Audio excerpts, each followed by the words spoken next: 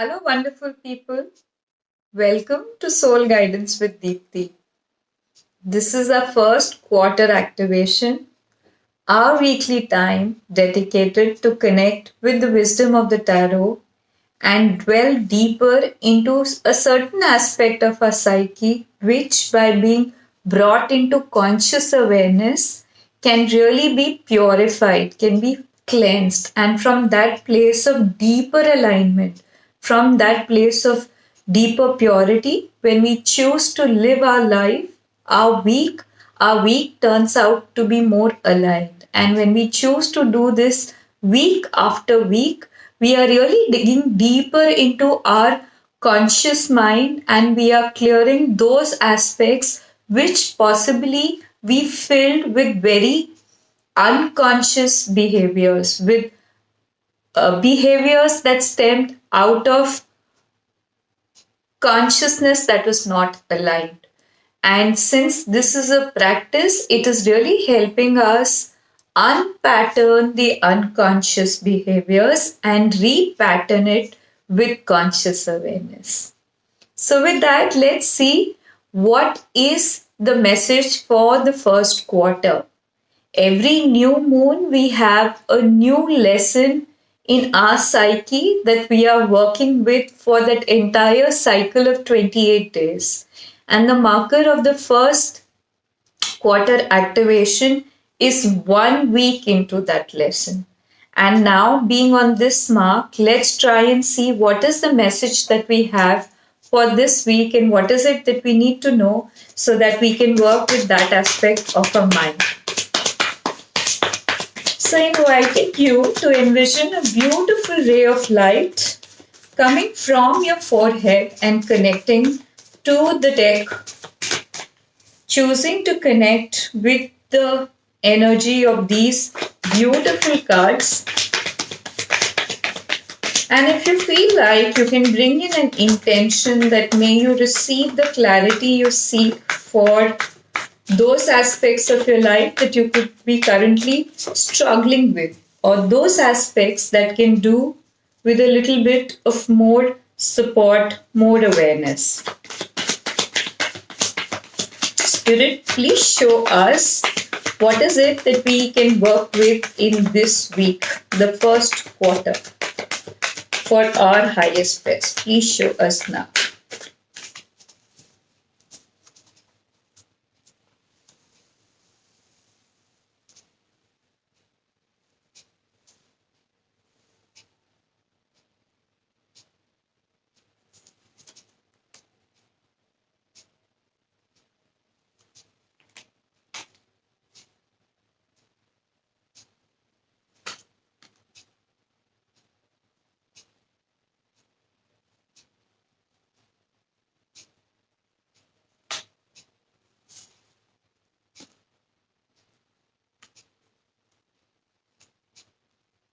What we are seeing is that this week is marked with a lot of fiery action, a lot of fast moving things. Everything is turning around very, very quickly. There's so much happening in this week that it's not possible to stay stuck in one particular aspect or one possibility. And everything that we experience, there are plenty many possibilities coming before us. I'm also seeing the crumbling of a lot of structures, possibly things that we've created or we thought were good for ourselves, but now we are being shown that those are the things that do not really stand ground. Those are the structures which are really coming down with the fire, and this fire is the fire of transformation. That fire is here to ask you to use the fire energy for transformation, and you can only use that fire energy for transformation when you know how to regulate the fire, how you can work with the energy of the fire. So similarly, if you're feeling very anguished or you sense that there's a lot of anger coming up for you in different areas of your life, that anger is coming with a dual purpose. It's coming to clear the energetic structure or something of the past, and also it's really coming if you can regulate the temperature of the anguish, if you can regulate your own temperament, then you can use the energy of that anger or that emotion to become emotionally intelligent, to understand how you can work with the intelligence of that emotion. In which area is that anger springing up for you? What is that anger telling you about yourself? What is it really bringing up to the surface? And when it brings that particular aspect up to the surface, you have two possibilities at the bare minimum. One, you can go back and burn yourself out in the anger and maybe just lash it out on the person or the situation for that matter. Or the second possibility being that you take that pause, you stay with the feeling of the anger, you process it with a lot of love, you gain that internal clarity, and then you choose what is it that I'm choosing to do differently around this anger. What am I doing differently this time? And see how you feel in your heart with that possibility. The first possibility, how's that making you feel in your heart center? And then consider the second possibility, a changed behavior, a changed outcome, or a changed way of approaching your anger or the situation which is causing all the mayhem around you. And then see how do you feel in your heart when you think of that altered possibility, that altered reality. And in whichever scenarios your heart heaves a sigh of relief, is it expands, it opens up. That means that is the reality that is most likely more aligned to you at this point in time. And then it's going to make sense that you actually use that intel of that emotion to redo your life, to reconstruct a reality that is more self serving and not a reality that is based on sacrifices, that's based on being fair to another person at the cost of your own personal peace. And by that, we mean that you need to come from a place of deep, unconditional love for yourself, deep, unconditional compassion for yourself. And when we are doing that, automatically, whatever you do has a very clear foundation. And how it lands on another person is a secondary aspect of that issue, and that can also be dealt with a lot of love and a lot of compassion. So you don't have to really go about sacrificing or having your cup be empty before you want to pour into somebody else's cup, or you want to be more considerate about somebody else. Because if you're going to keep doing this in the longer run, you're going to come to a place of extreme burnout, to a place of extreme exhaustion. And this is a week that's giving you an opportunity to change. It's a very fast moving week, a very fast moving energy for that matter. And I'm also seeing that a lot of whatever is coming up to the surface to be cleared is a lot of karmic debt, a lot of things which possibly have been from your past life, things that have possibly been running in your ancestral bloodline. If you're experiencing things, it's possibly a window for you to reflect. Is this coming from me? Have I not really done enough work in that aspect of my psyche? All right, if I've done enough work, then where is this really coming from? Is this really coming down from my family line? Is this something that I've been carrying genetically?